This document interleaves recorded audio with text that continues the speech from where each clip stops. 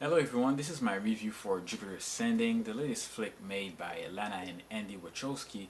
I have a resume of it. It tells the story of a fatherless young female since birth, played by Mila Kunis, and her name is Jupiter, and she's in great danger.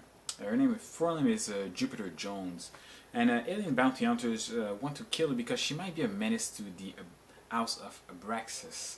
That's the most powerful dynasty in the universe, and the main reason that's because Jupiter has a perfect DNA, which entitles her to the throne of the Abraxas dynasty and the heir of planet Earth.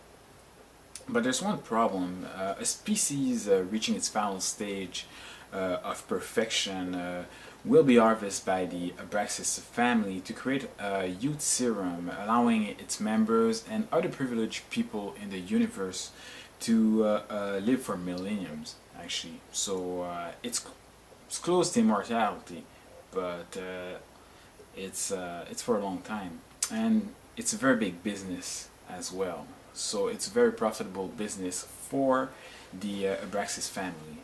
Let's not forget to mention that. But fortunately, Jupiter uh, will benefit the help of should benefit from the help of Cain, who's an alien warrior, and he comes to reveal her royalty and also her sovereignty over the planet Earth.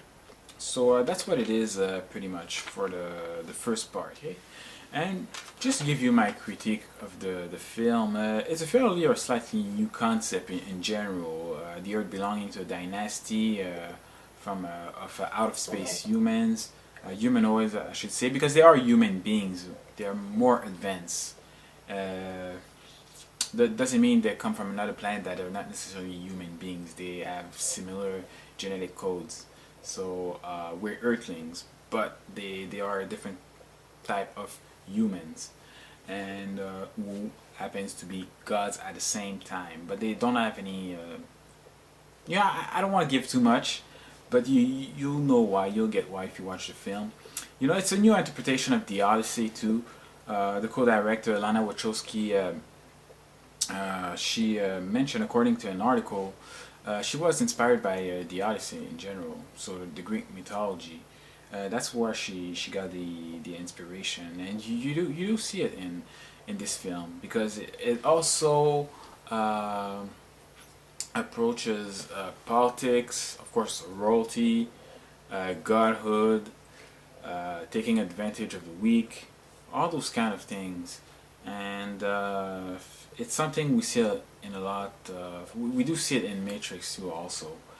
Uh, it's I like that aspect. I like that aspect. It was quite different. It has a Star Wars look also. Um, I would say the villain is Balim, played by Eddie Redmayne. He's good. He's a great actor, but the character lacked some kind of depth. That's the unfortunate part of it. Maybe they should have shown more about him. They should have given more scenes with Balin, something that would go really in depth. And about Jupiter and Cain, they're Mila Kunis and Channing Tatum. They do their roles very well. Sean Bean as well, who's a friend of Cain, an ex-military officer. They're good actors. No problems with that. And Eddie Redmayne is a great actor too, but it's just maybe they needed more depth for his character. So concerning the script in general, there's a certain fluidity at the beginning, throughout the middle, and and you do get explanations of how things works, about longevity and planet harvesting in general. So that's what it is. It's a visual spectacle. What else I could say? What was kind of disappointing is it's in 3D. I don't like 3D. I watch it in IMAX 3D, and I'm not a big fan of 3D. I feel it ruins the perception of the film in general. You don't get the right perception. I think 2D is better, and we're not quite arrived at that point in cinema technologically that 3D is beneficial. It's not really the case. It's especially when you wear glasses. It's not that fun. It's not. The image doesn't look real, really. So it's a gimmick to make money. That's my point of view, and a lot of people know that. A lot of people watching, you know that. We pay more for the ticket. Uh, my mark for this film would be 6, 7 out of 10. Uh, was I disappointed? I kind of expected that. I have that kind of expectation.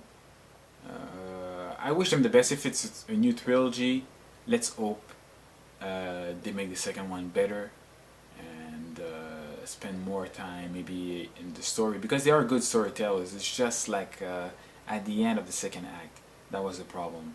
But other than that, that's my mark for the film. That's how I would rate this movie.